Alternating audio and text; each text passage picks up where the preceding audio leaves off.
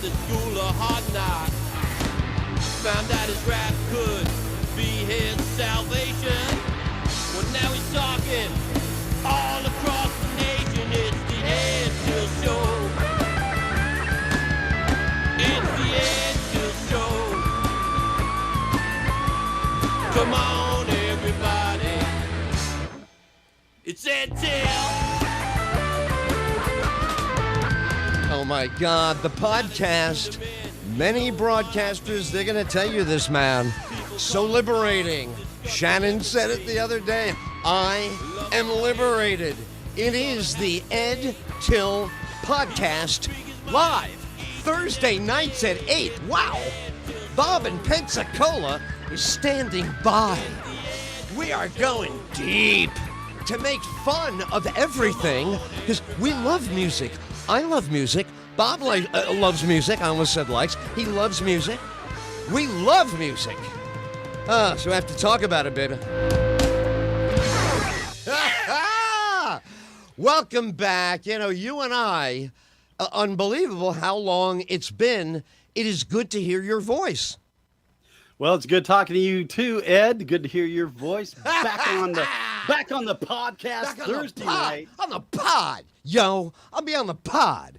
Used to be when I was in college, I'll be on the quad, the quadrangle. See you on the quad. Now, see you on the pod. By the way, right there, camera 1 on the pod right now. We're doing a 4-camera shoot tonight, and we will every one of these. Welcome, and the house is a different color than the last time you and I spoke. Music is blowing up. We'll get to that later. What else? Besides house painting, I have to admire you. I tip my hat to some guy. You know, you're that guy in Ace Hardware. You know what the hell you're doing. You're not messing around. So what is? I don't know if I'm the guy who knows what he's doing, but I'm the guy who takes a chance on that I might know what I'm doing. So yeah, it's like, all right, it's paint the house. Paint the house. This comes up on the bucket. Yeah. Oh, please. It squirts Come on. out. It's all good when you're talking on the couch. Oh, we ought to paint the house. You know, we're thinking of painting. Everything's easy. You're on the couch. Boom, boom. Oh yeah, you know, another episode of Breaking Bad rerun. Boom. What color? I was looking at colors. Then all of a sudden, certainty sets in. Uh-oh. We've locked into a color. This job is coming now. The general manager has agreed to do this with the accounting department, and I am in the middle of it. You know what? I envy that you did it. Now, is it complete? I wouldn't know. Is it complete? It's, well, I got the main house, I put on the paint. My wife started painting the trim around the windows, repainting all that. Right. We hung up some window boxes. Oh boy, here we go. Yeah. Made. So yeah, it's all in process. But the great thing was, this great idea that I had to paint. I get the paint machine home, and I'm hooking up the little nozzle and everything. Right. And all of a sudden, I'm getting more paint on me than there is on the house. I'm like, okay, something is awry. Isn't it? You know, I swear to God, when you're a kid, that is the first impression you get. You see your uncle, your dad, covered in paint drippings, and they used to wear the paper hat. Remember the old paper hat? Looked like a baseball cap, but it was paper and had the name Benjamin Moore. You got it for free with the paint can. But they would be like you, speckled, and you probably, you got the big plops. You don't just do speckle, right? You're doing plops of paint coming, big thick. Shot right back at me. I'm like, okay, I didn't get this nozzle put on right somewhere or other. No, but seriously, how's the toxicity on that thick? The weather can't get through it. Nobody can scrape it off your house. Super coating paint, and then you're like, ooh, my lungs are just feeling fantastic. Boy, it tastes so good. Tastes like death, like slow death. So what's the painting situation? And it probably costs a fortune for a can of that stuff on the outside of the house. That's no $5.99 down at Walmart. Give me what do you got on sale? Yeah. Actually, this is one of the great things. We got my wife found this Oops paint. It was a 5-gallon bucket of Oops paint at Home Depot. So it was. What does that mean? What is Oops? Somebody ordered it and didn't pick it up. somebody ordered it. It wasn't the color, or they didn't, it wasn't quite the Hello? right color. Yes, hello. I'm on the side of my house. It doesn't match. Just bring it right back, ma'am. I drove all the way down here now, and it doesn't match. You said it would match. So that becomes a product to buy at discount. Sure, marked down, and 5 gallons was It enough doesn't to paint the match. house, so- It doesn't match. I love it. They go, they have no idea what's going on. It's just not right. Our neighbor, God love her. I can't say, we're in public now. And I've learned something since the last 6 months. I've been on a whole thing, eating, working out. We're working in the yard like Noah worked that friggin' ark. I'm out there like sweating in 90 degrees. But here's what I came up with now. When I find, but it doesn't match. But it doesn't match. When I run into her, I'm going to find something I love about her. I don't know what it is, but I feel it's my obligation now to do something. And I think that's my last great theory is you're going to have to tell her how attractive she is. You're going to have to say, somebody like you, as beautiful as you shouldn't be upset. This is something wrong with the universe. And I don't know. So I'm trying, but man, when they hit you, it doesn't match. So we have a neighbor, and it didn't match. So she's got lime sherbet painted all over. Didn't match. Lime sherbet. I didn't look at this. So I admire you for wading into this. It's fraught with peril. This whole thing, painting that. How long a job is it?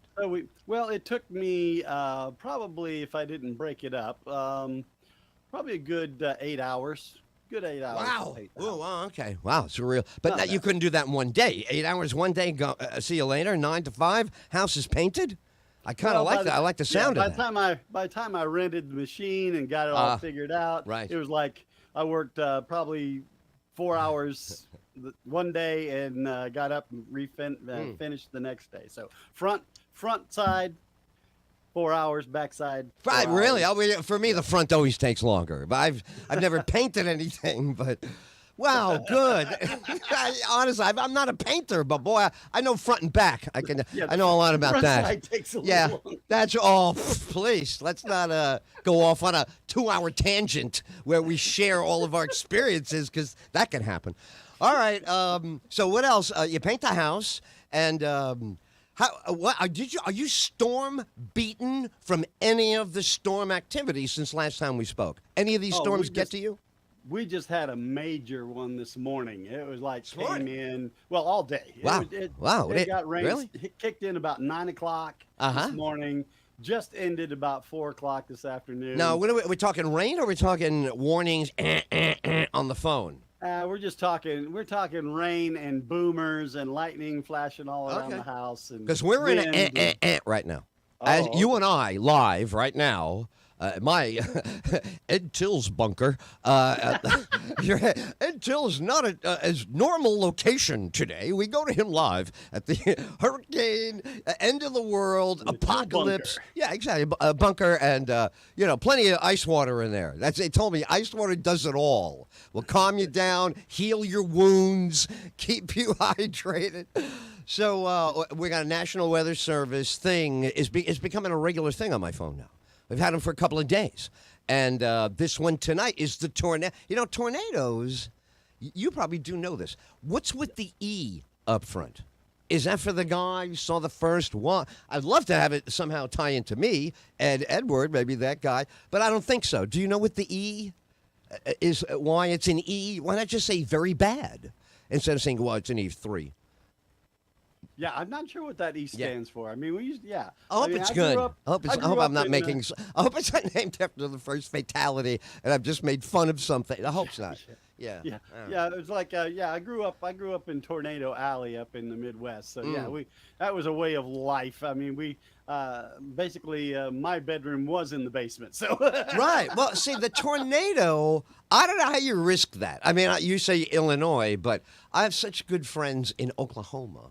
And for the life of me, I mean, if the thing is named, as you just called it, Tornado Alley, I wouldn't feel safe until I was several alleys away. I wouldn't even want to be one alley over, So, well, that's like when I got family members who say, "Oh, I wouldn't live down there in the hurricane." I'm like, "Hurricane, you got days. You've got days of warning. You're running for the hills. But a That's tornado, it.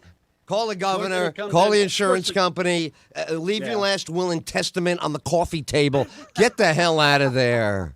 Just go. And sure, and it's a wider swath. Yes. Now a tornado can come through and take out some streets. Right, and it's going to be brutal. I'm not. Watch Listen. your neighbor's house go up, and you're sitting from your living room window. Right. And your neighbor's house goes, and it goes right past you. But No, but if a hurricane could slam you against your garage or something, or your bureau out of the bedroom, going to come flying and crush you when it hits you in the hurricane. But still, these odds actuarially. Hear that? Actuarially. Got that. Only coffee in here. Actuarially, as the insurance companies say, the odds next to zero on that. But a tornado, again, I don't want to make light of this. It sounds like, Ed's using tornadoes how to get laughs. It's terrible. But it's a brutal ass-kicking death. You're spinning around above the ground. Your skull is bashing all that parts of the house, all in a maelstrom, and then it all falls on top of you. So if you have a couple of breaths at the bottom, woof. So I don't know. It sounds really tough to go there. And it's all in. Did you ever see the movie with the cow? The Mad About You girl was in it. Helen Hunt. With the cow, Twister. You saw the cow, right? Tornado, yes. By the way, there was a cow. There was a cow, Twister. There was a cow on the Today Show, ABC, Good Morning America, and CBS. Same thing. A cow was getting pushed across, like the make-believe one in the film when Airborne. That was a little exaggerated. Well, not exaggerated, but they special effected that one. There was a real one on the Today Show this morning. How about that? A real cow. I remember as a teenager going and helping a family who lived out in the country, and a tornado came by and hit their house. And basically, their front picture window, all the glass was stuck on the in the wall across the. Well, I'm like, good thing you weren't in the living room at the time. Sure, like in that Bugs Bunny cartoon when they all hit him and he's pinned in perfectly to the wall and only goes his ouch because it's a cartoon. And this happens to be real. You look for the legs of the Wicked Witch or something like that. Oh, well, you know what? See, something to dream for. There you go. So there's the good outcome of a tornado. Could be somebody really needs to be stopped. And in society, we can't bring ourselves to do it. And nature gets in there. All right. So what else? So you know about this, but we should chat about it before we go to music. We'll go to music in about a minute and a half. Let's go to the first half, a quarter of an hour on this subject. You're a big fan of stand-up comedy, are you not? Yes, I am. You are. As a matter of fact, Ed, and I hear that you got another show coming. Dude, I got another one, but let's stick with why you love it.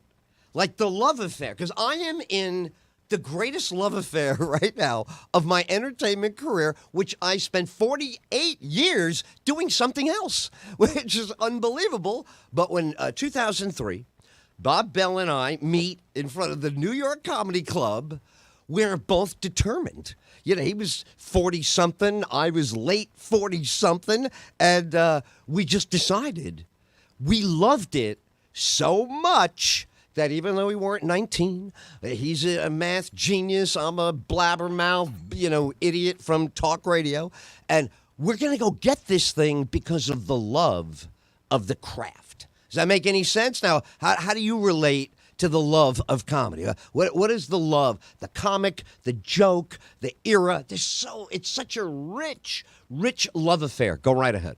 Well, I personally, I love making people laugh. I love bringing joy, coming up with a funny story, whether it's a stupid dad joke or some, when the family's over and we're all talking and all of a sudden I'll come up with some, or telling somebody a story about when I was a kid and me and my big brother. And all right, hold on. I got to break in. You're a genius. This is why we hang out. I only wish Michael, the truck driver, was on the other line there. Forget about it. Nobody be able to stop us for hours.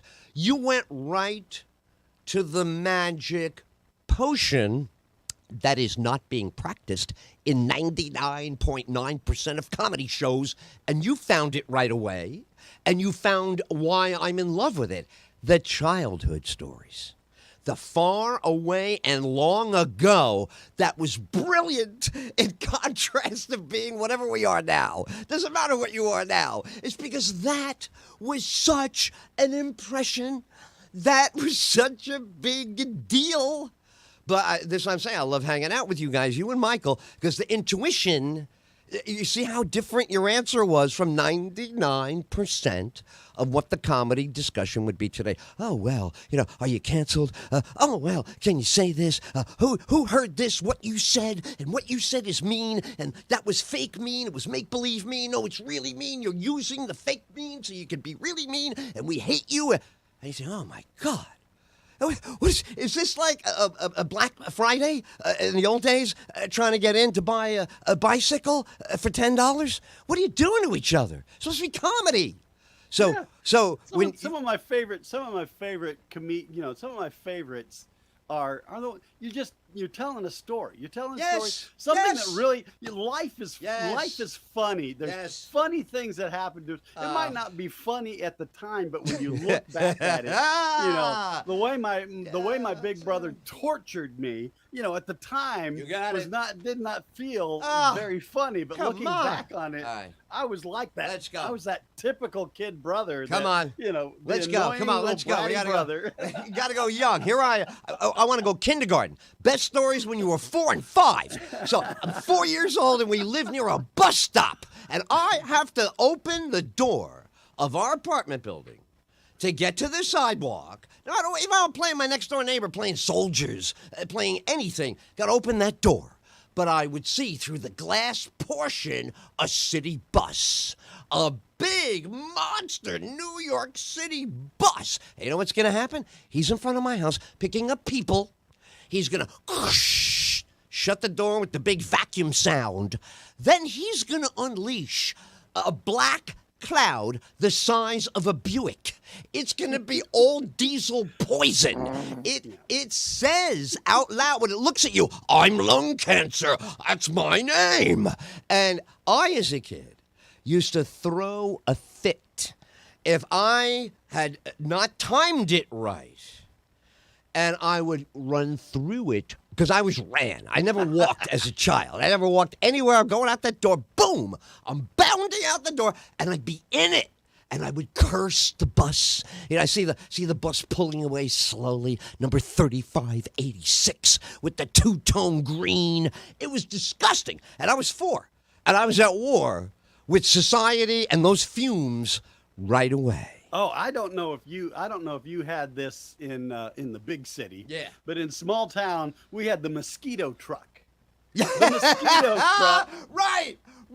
And we would ride our bikes behind the mosquito That's truck. right, ladies and gentlemen, a little poison.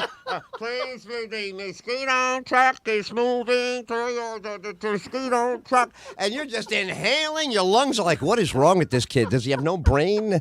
Doesn't this kid have any sensation in the back of his lung? No, because you have beautiful, brand new pink lungs, right? 50 million years in evolution or creation, counted backwards to 7,000, whatever you want to do. But either way, here we are. Here we are.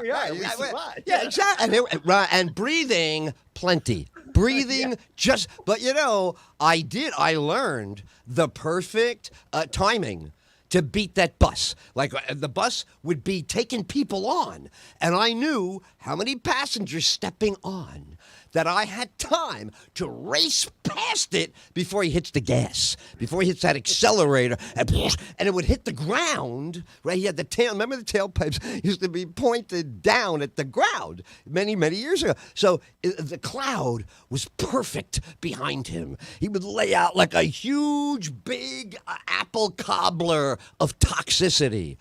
Oh, my God, so great. No, yeah, it teaches you. You know what's great about it? Say, what could be great about that? Well, I'll tell you what, a couple of years later, when I'm 7, 8, 9, whatever the hell, me and Joey DiPiero do our homework together whenever we're told to team up on homework by the nuns.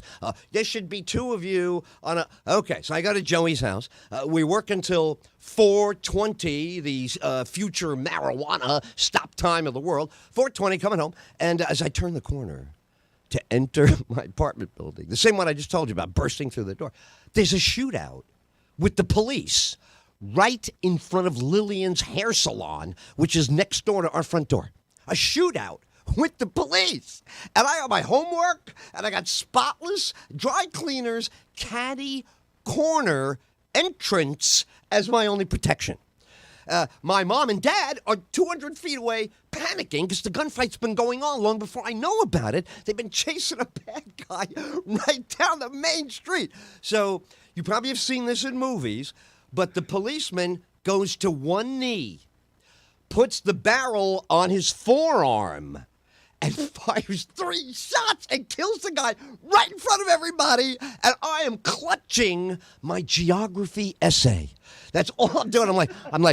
This guy's not getting my homework. Nobody's getting my homework. Like, I went right into war. I'm with you. Yeah, take a look around. What do I have to do? I have to volunteer. I got to put my homework down first, but I'll help you guys. So that's what I think. The bus, the fumes, and the crime was good for us. Is that crazy? I think that was all good. Do I have it? Am I concluding the wrong thing from all of this? No, it was good. It was very good, I think. What do you think about all that? Isn't that good for kids? All that stuff, sure. It builds, kids. I think kids nowadays don't know about that stuff. All right, so a couple of years later, they don't you'll leave the house. They don't leave the neighborhood. They don't leave the yard. This all happened. Everything I'm telling you happened before the age of 13. So a year later, 2 o'clock in the morning, I sleep in the living room in a Castro convertible. It's a 1-bedroom apartment. Mom and Dad in the real bed. It's a tiny apartment. 3 o'clock in the morning, sounds like an explosion. We all wake up. Lillian's hair salon, I just told you about. A guy drove into it at 50 miles an hour DUI on that main street. And everybody's out there in their underwear. And guys came down in their boxers, staring at the car and the window, the glass, the noise. So the driver... I don't know if you knew. I didn't know about this, but maybe you do. He was in shock. He got out of the car and ran away. And we're all watching this. The police show up. Took them a half an hour to find the guy. And by 4 o'clock in the morning, my parents go, all right, go to bed. This is over. All right, come on. And I'm like, what? You're like, this could have been our house. We could have been wiped out. It's the Enterprise, a dry cleaner, and Lillian's hair salon. It was a big Pontiac Catalina. Took out 2 storefronts. Wow. Yeah, I'm 11. I'm 11 at this point. Then we have the big, did you ever have a blackout when you were a kid? You ever a child and blackout the whole city? Nobody knows, nothing. Everybody's going crazy. We had 2 of these in my neighborhood. One, I was like 11 or something. And this is it. I go, oh my God, nothing. The fridge, the food, crazy. Everybody out in the street. And then boom. It comes back. What do they tell you when you're a kid? All right, it's over now. Just go back. How many times is this going to keep happening? But it did. That was so I don't know. You were in a small town. You ever have a big blackout where nobody has any the street lights around, and traffic lights around, everybody's out? No, not in the small town so much. Not too much of that. We had we used to the big thing in our little small town when I was. In little Nebraska town was when we had the volunteer fire department, and the old water tower. The water tower would blow the whistle, the siren, and all the guys that were on the would come, and everybody in town would follow the fire truck to go out and see whose house is on fire, because we knew everybody. There's the old Johnson farms on fire out there. Okay, the poor Johnsons. They've worked so hard. This thing is up in flames. Now, I lived with that. What you described, I had in Milford, Delaware. It's a little tiny chicken farm community with what you said, the whistle. to let these guys and gals start making their move, and then they show up, and everybody comes out to support them. They get applause a lot. Like if it's something they go to and it's not, a lot of fatalities, they still get public appreciation, and people walk up to them with coffee and stuff when it's over, like when they're, falling back on the situation. I love that. Small towns had that. With that siren was like the notifier. It was like the town crier. Correct. It was like when noon came, the siren went off at noon, telling you, "Hey, it's lunchtime, everybody." And your kid wandering around. Okay, it's time to go back home and get a sandwich. And then it would go off at 5 o'clock. Okay, work day's over. Everybody go home. Yabba dabba doo, yabba dabba doo. Flintstones. I swear I remember this like it was yesterday. We had both of those whistles. We had the noon whistle because here's what they did. The nuns would let us out at 11:50. And that was for our noon lunch. We're allowed to go home to our parents and have lunch. What kind of crazy planet did you grow up on, Ed Tyll? So across the street, go home. My mom's like, "Hi, Edward. How's the morning? Yes, your grandpa. How you doing? How's the morning at your school?" So it was fantastic. So they let us out at 10 to 12. So that whistle would go off, and my grandfather hated it. We'd be sitting at the hot lunch. My mother would make my grandfather a 3-course hot lunch, and then I would get either a sandwich and a little soup. But my grandfather ate a real meal, and he hated the noon whistle, but it blew religiously. He sat next to the window in our kitchen. There was no air conditioning, so the thing would startle him, and he would drop the spoon. He'd drop the spoon. He'd splash the soup on himself. He's going crazy now. And I loved it, man. I used to sit 2 inches away from this guy. He was like a human volcano. My grandfather was 5'1", and he would start up with any 10 people in any language. Fantastic. Well, there you go. There's the whistle and the 5 o'clock whistle. The 5 o'clock whistle. My dad was a 5:30 arrival home for dinner. So my orders were to be home by 5 by that whistle, but I used to cheat into the whistle time before 5:30 to push it to the limit. If I leave at 5:11, I can still get home at 5:29. And knowing the time before you enter the house was key, but we had a bicycle shop right across the street with a big clock on the street. Everybody loved it. But I'd look at that clock, and if it was past the 30, he's in there. I'm not finished. Going home. That's it. Then I got to say what happened to me. I almost got run over by a bus. I got stabbed. I got to have something here.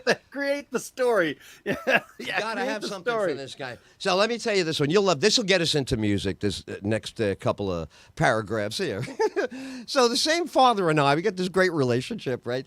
Tough guy, Hell's Kitchen. I'm a softie growing up in a younger generation. Everything's done for you. You don't know. Okay, good. So I thought that was great. So now I go to see Black Sabbath in high school. I've been driving about 6 months, but it is the middle of dead winter, and there's a big snowstorm. And the concert is like 35, 40 miles away from my house. So supposed to start at 8 o'clock, started at 11. I'm getting home at 3 o'clock in the morning, but it was a blizzard.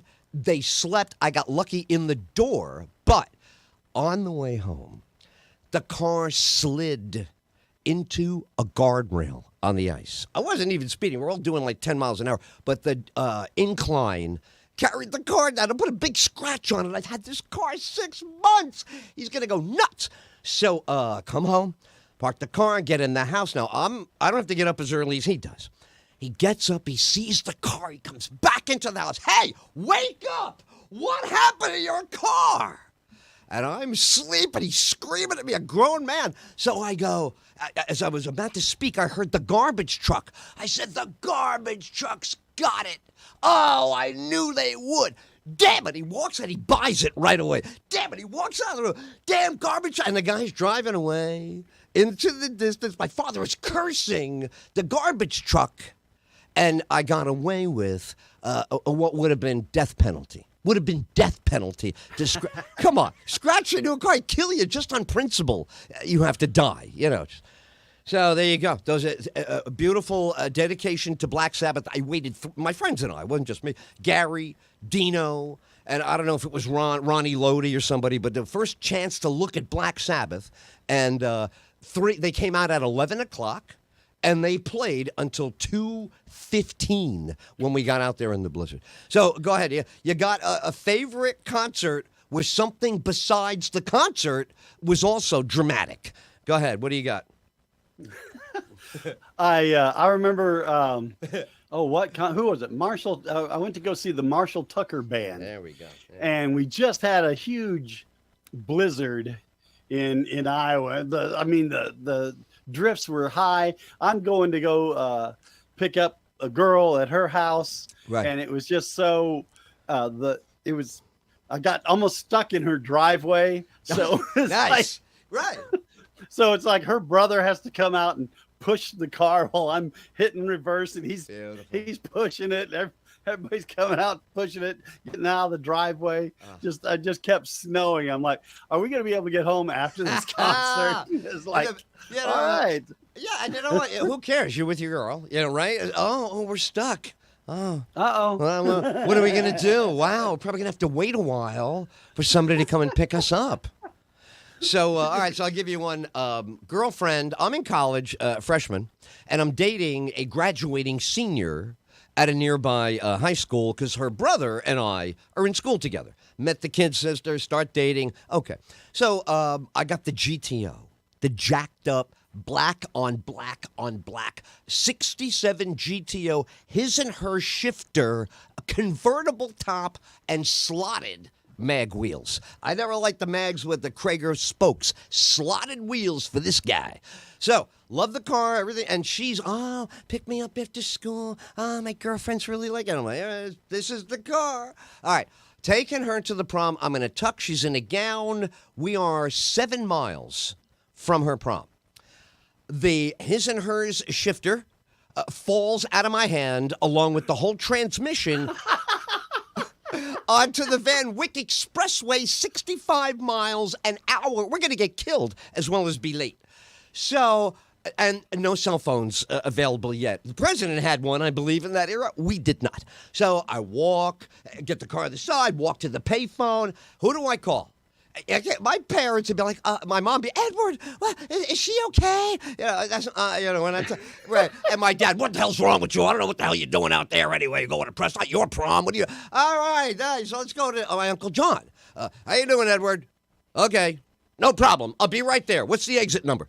Uncle John is 70 miles away. He jumps. He'll be there in a few hours. Are you kidding? He got down there like in 45 minutes. He's a truck. Out on the road guy, when your rig breaks down, he'll drive 100 miles to get you back on the road, 18-wheeler.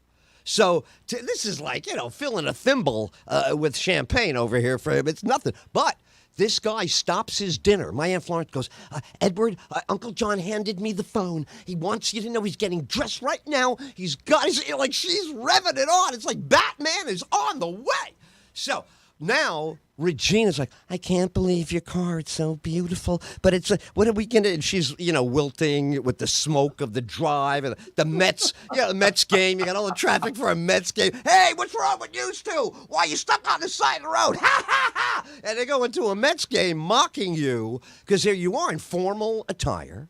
You're on a huge expressway standing there like what? I should have asked her to marry me. We would have got on the front page of the Times or something. But anyway, now he shows up, Uncle John. So what do you think Uncle John does? Uncle John is the man.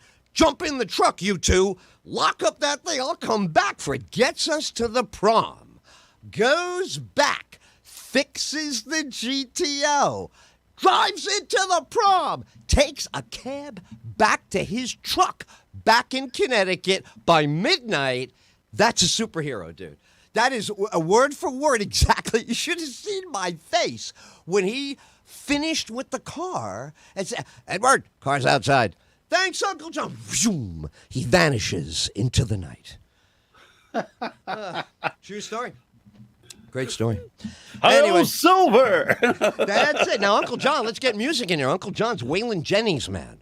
all the way. Johnny Cash, man. You know, my Uncle John was a very conservative guy, like you and me, but he never, ever held Johnny Cash's crimes against him. You got to give a man another chance. I'm gonna give him, like, there was all the redemption in the world for Johnny Cash. Love that. Love that the tough guy, you know, he came from the plains of Alberta.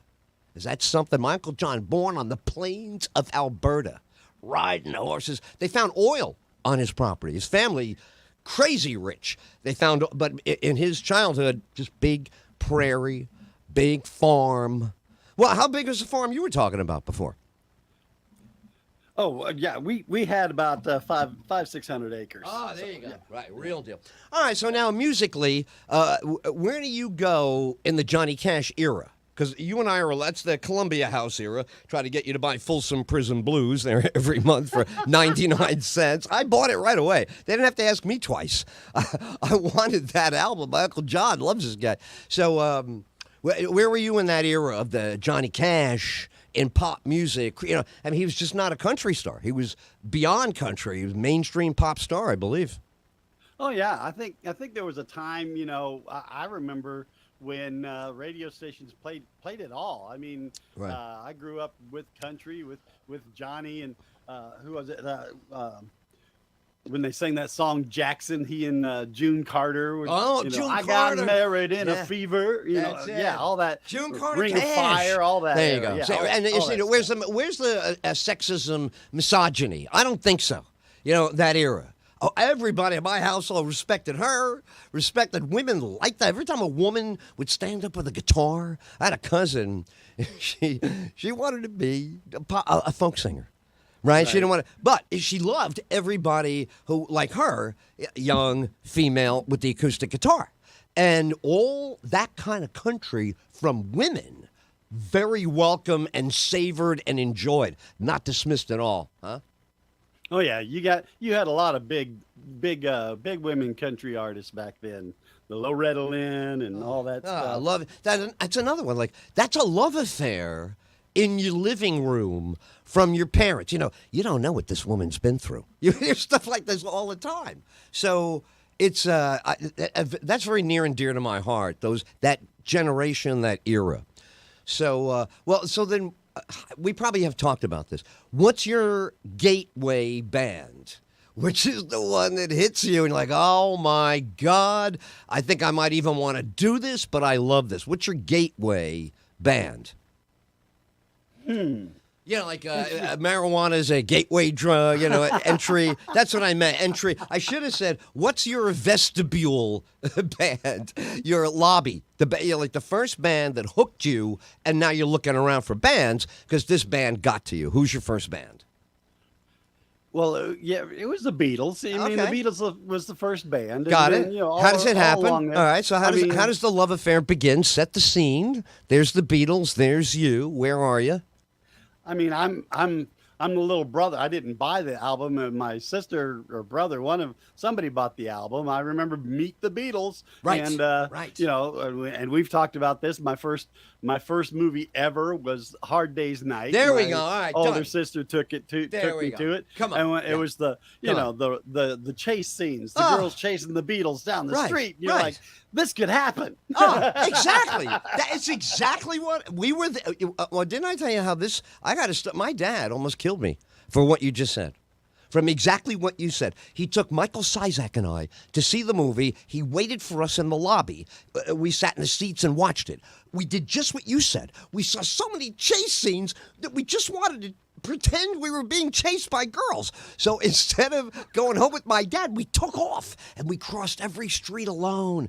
Double traffic lights, 35. We didn't care. We're the Beatles. The imaginary girls are coming. We even pretended to fall down. Remember when Ringo or George falls down and pick the guy up because the girls are going to start kissing you and you got to keep running. What do we know? We're 8. And he almost killed me when I got home. You ran away from me. Michael Sizak's not my responsibility, but if something happened to you, your mother would have killed me. So I got in big trouble, but I didn't care because I had the same experience that you just said. Wow, oh my God, we have a shot at this.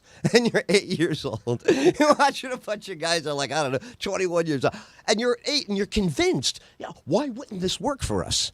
We could do with it. Why would this work for us? Yeah, I can't see this word not working out. This looks pretty easy. You go over there, the girls go nuts, you run, you fall once to encourage them. Beatles running, you never run too fast. You always run, let the girls stay close enough to almost catch you. But, as soon as they get near, you pull away a little bit. Oh, 8 years old. So what did you do with that? Because I got in trouble for it. What did you do after you had that experience? Did you immediately tell your friends you were joining the Beatles, or you can call me John? Well, then, years later, Right. you pick up the guitar, you learn to play it, and you find out, oh, they don't chase you. Right. Hey, what happened? You're stuck in a little corner somewhere, Right. and you Oh, get down beautiful. and You're a get master. you a pizza and a beer and go exactly. home by That's yourself. Listen, you are a master because you just got us to our main topic. You're a master of we haven't hung out in a while. So now we've had pent-up intuition. So as you just said, some of us wind up not being the Beatles. As crazy as that would sound, we're not Beatles. When all the dust settles, we're not the Beatles. They are. So some people would say that Ed Sheeran and Robin Thicke with a song called Blurred Lines. I don't think anybody knows who Robin Thicke is anymore, but the song was Blurred Lines, still gets played, that they might be like us. They really, really wanted to be Marvin Gaye, but they weren't, right? Then when they thought they heard something in their head that they created, it was really their teeny tiny memory cells recalling what they love.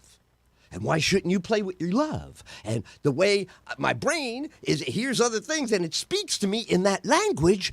So be-ba-boo-ba-ba, they come out with songs where the original guy goes, hey, whoa. That's my song. Well, you didn't write that. I wrote that. And the guy says, Ed Sheeran's quote is fantastic.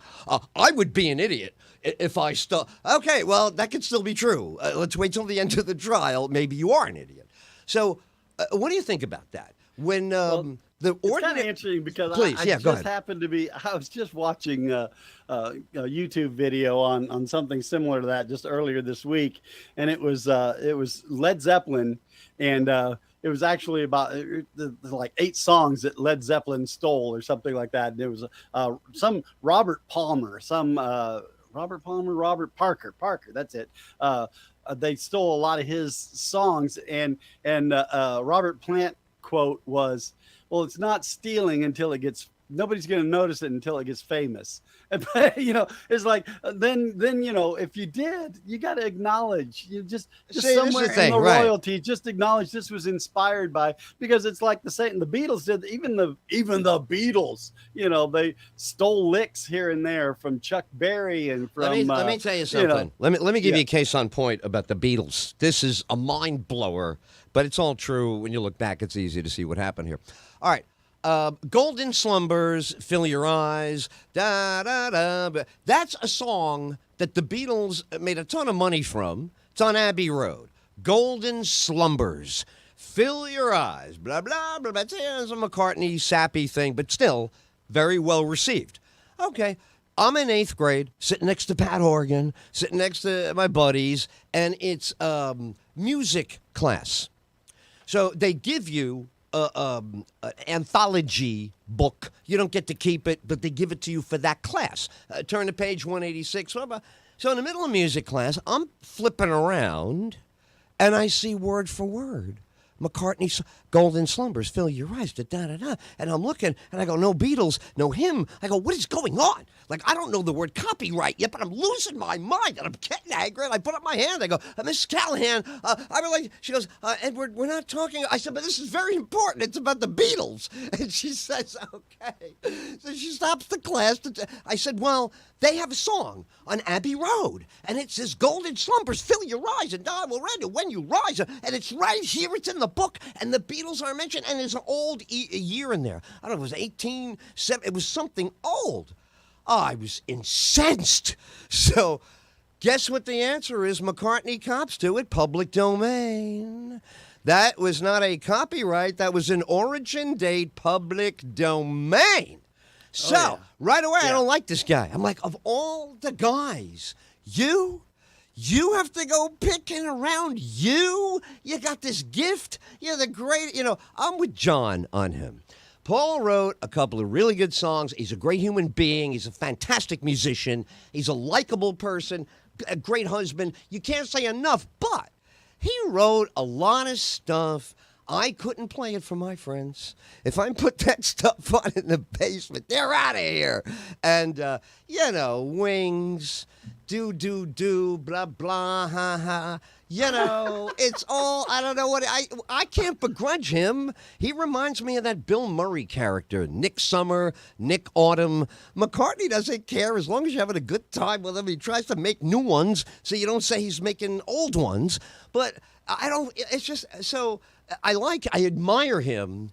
But there he is at the height and apex of his craft, and he grabs an oldie thing and doesn't say a word. Why didn't he say, this is an old one from the old day? Like, what are you doing passing that off, Macca? They call him Macca. I don't even know what that's all about. I hate that, too. Well, that's like they're talking about Come Together. Yeah. They're talking about the song Come Together. Yes. Yeah. And the first line of it's from a Chuck Berry. I mean, it's from a Chuck Berry song. Here come old flat top, he come moving up. And in fact, in homage to that, to rectify that, John Lennon on a solo record then had to sing Chuck Berry's version and give him the royalty to it because it was. He said, there you go. And Paul said, I came in and John had wrote this song. He says, I think that's a Chuck Berry song. He says, but maybe if we just slow it down and make it swampy, kind of do a little swampy thing with it, nobody will notice. You gotta spank these guys. Somebody's gonna walk in and go, "Is this the John Lennon that sang This Boy? Is this the guy that gave me Love Me Do? Come on." But, it's the other way around. Oh, my God. Well, if John's doing it, if Paul's doing it, I don't know if Mick is doing it and Keith is. All of a sudden, when royalty bends it, forget it. No good. A non-starter. Look, I'll go all the way. Nobody loves Lennon that I know as much as me for a zillion rock and roll and then other reasons, non-rock and roll. But a lot of albums of his I don't own. Okay, number one. And number two, I heard him do a live interview. He was proud as punch of that album of covers he did. It's called Rock and Roll or something, but every song is a cover. They were his favorite. Okay, he's luxurious. Dennis Elsas is the radio guy, WNEW in New York. I'm, in front of the radio listening to, every word, every inhale, listening. And John is all proud of an album of covers.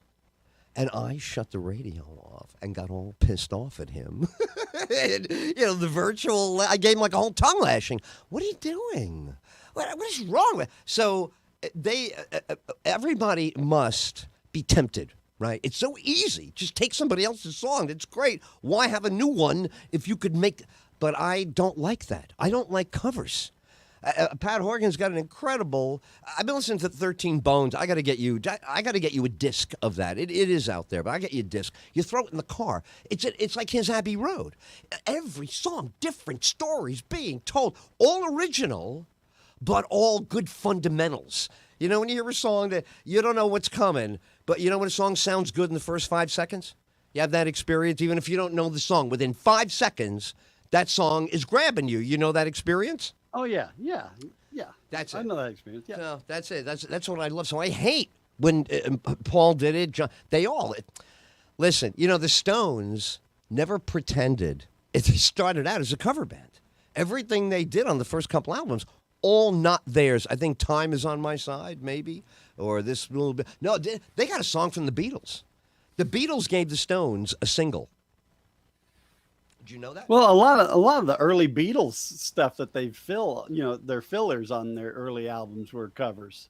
roll over Beethoven, Right. and they do a lot of come on, shake it up, twist and shout, right? twist and shout. One of their biggest ones was stolen. I'm gonna tell you, right? For a true Beatles fan, started at Rubber Soul, and I'm giving up Hard Day's Night and Help, which are great. Hard Day's Night. Excellent, but there's only 3 songs or 4 songs on that album that the Beatles do. That you got the orchestra redoing songs to finish an album.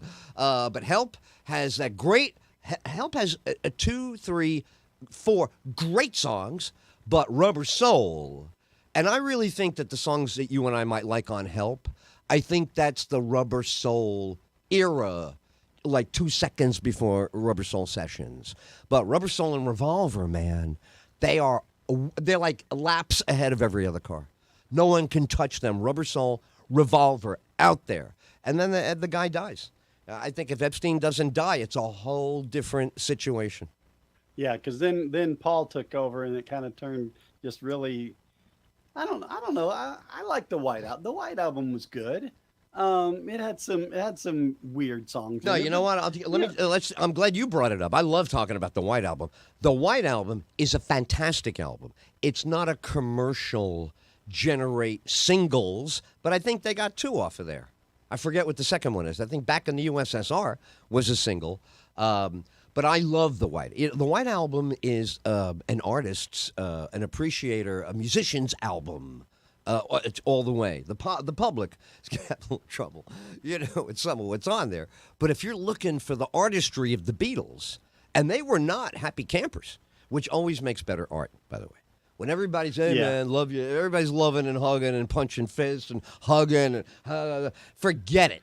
The material's going to suck that day. They have no edge. There'll be nothing original. But they were prickly, and prickly is always good. All right, so go ahead. What's next after the Beatles as an important influence? Who comes along? Oh, my God, this is just as good as the Beatles.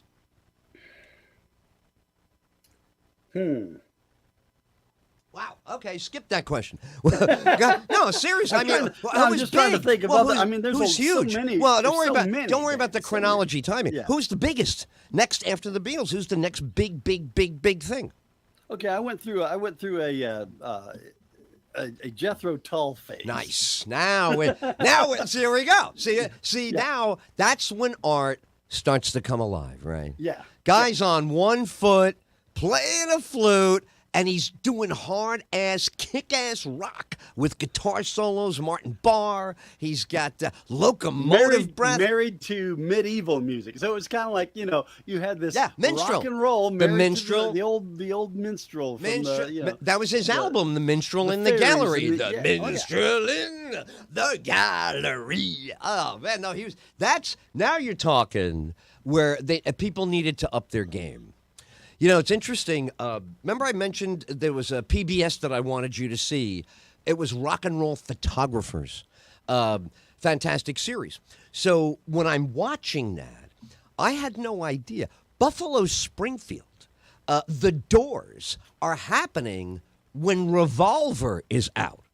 So the Beatles are part of a watershed in the 66, 67 era.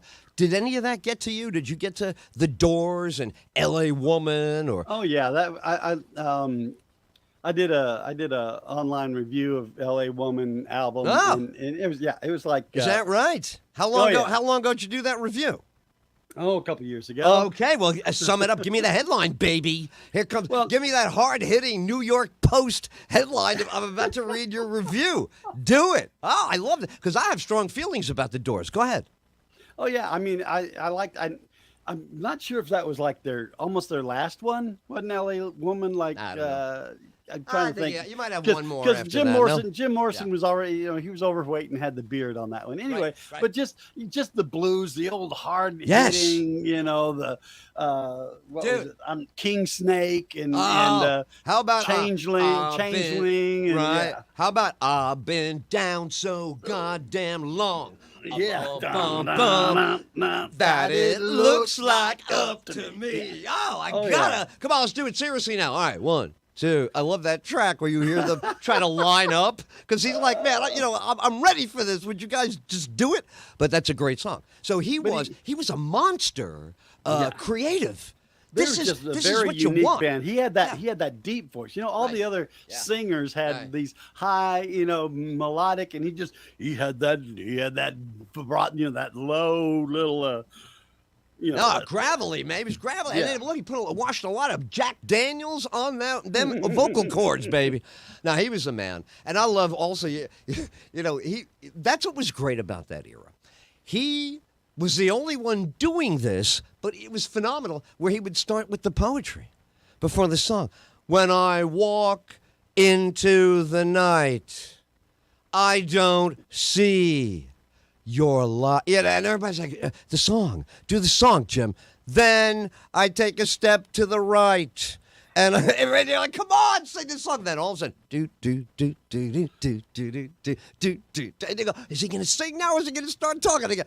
I enter the night. Oh, he's still going. He's still going. It's like an American Pink Floyd. Pink Floyd's the other one. The intro has got to be 4 minutes. Yeah, you got to listen to the cash register, the phone call, on the Pink Floyd albums all the time. Somebody's trying to call somebody and can never get through. See, that was a golden era. That album, you can still turn people on to that dark side of the moon. Top 40, right? The song you just mentioned, Money, a top 40 hit. You could have only one song for your one-hit wonder. You'd be rich off the Money plays, but it was incidental to that incredible album, right? Yeah, I always love it when a song that wasn't supposed to make it suddenly becomes the point of the it's all of a sudden well, people are buying it for this. It wasn't the first release. It wasn't going to be this is supposed to be the big hit. No, it wasn't the big hit. No, and I love when it's the band they're miserable about how now people have pigeonholed them on the one song. And everywhere we go, I won't hear same old 2 minutes and 30 seconds. What Money? Oh, I don't want to play it. Like a whole Oasis thing. The audience asked me to do a song. I'll never sing it again. Why? Because you asked me. Well, I remember John Lennon back talking. He says, "I don't want to be, I don't want to be 40 years old and playing Beatles," which is exactly what Paul McCartney. He still plays the Beatles songs in his concert, Dude. But John was like, "I don't want to be playing Beatles songs." Well, yeah, like Elvis. There you go. Elvis. All right. They saw Elvis looking bad, and also Jagger said, "I don't want to be 30 and singing Satisfaction." Hello. Hello. Guys, he's almost 80, right? We got to wrap it up, but we should just mention these guys. Poor Jeff Beck. Because, and I don't say poor Jeff Beck. That's going to be taken the wrong way. I look at Jeff Beck, and I say, man, he was never the household word like Clapton was. But what an incredible era, icon, and gone now, but just an extraordinary. With a lot of, we all saw bands that we thought were kind of lightweight, maybe derivative. Jeff Beck, I don't. You're a guitar player, so you have any feelings for Jeff Beck? No, I wasn't much. I knew he was in the Yard. I kind of know he was always in these other Check groups, him out, yeah. But I didn't. He was always a part of some other. But once he became, just Jeff Beck, I had to kind of look him up after he died. I'm like, okay. Let me give you. Beck? There you go. Let me define him with his own quote. Here's what he said to an interviewer, because his skill set was so superb. But he said, too many guitar players play like typewriters. Don't you love that? Look how brief that is. Yeah. Just think about that, right? Yeah. How many guitar you go to any bar band, you walk in, and here comes the solo to, Stairway to Heaven or some predictable song, and it's going to be a typewriter. Da-da, da-da, da-da, da-da, da-da. And Jeff Beck, man, that's what I'm saying. We should set up a future cast about some of the less than apex guys, right? That were apex guys, but they were never, like everybody we just talked about, right? Jimmy Page. I love Page, but Page and Beck, I mean, they're so incredibly great and different that you can't rank it. You know what I mean? You can't do a top 3 and then somebody's 4 and gets left out, Oh yeah, yeah. I always like guitar players who invent on the spot and not play the same Boom. exact thing every single time. There you go. Well, you know what? Brilliant, as always. Spoken like a true guitar player. What kind of guitar do you pick up for fun right now? Is it an acoustic, electric? When you're in the mood, what's waiting for you and on the stand? Yeah, I only have my acoustic. That's all I've got. Nice. My acoustic. Nice. And you strum, what do you strum for an hour or you strum for 20 minutes? What does it take? Satisfy you? Ooh, I just needed some of that. Sometimes it's just one song. Sometimes it's just pick up, remember an old song and play it. And, fantastic. Okay, that's good. Put it back up. All right, well, listen, man. My fingers hurt now. This was so great tonight. This really was. I want to thank you. We'll do it again soon, right? Oh, yeah. Yeah, no, absolutely. I'm always up. You got I got it. That's Bob in Pensacola. Oh, my God. Look at the clock. Look at the clock. Is it seriously? We're going to do a 60-minute on the button? I haven't looked at the clock since we began. Wow. All right, Bob in Pensacola, great hanging with you, man. May 10th is the date, and then I'll tell you more about July 19th. But go to edtyll.com. That's EDTYLL.com. That's my website. Go there, hit the button that says Get Tickets. It's Ed Tyll.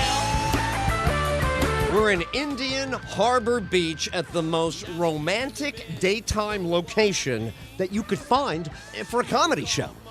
Listen, beachfront on the sand, and it's one of the great stops when you're walking along the coast, having a beautiful day. It's called the Irene Canova Pavilion at the Irene Canova Beach. It is perfect, and we will be there with you. The show is May 10th, so go edtyll.com, hit Get Tickets, and I will see you there.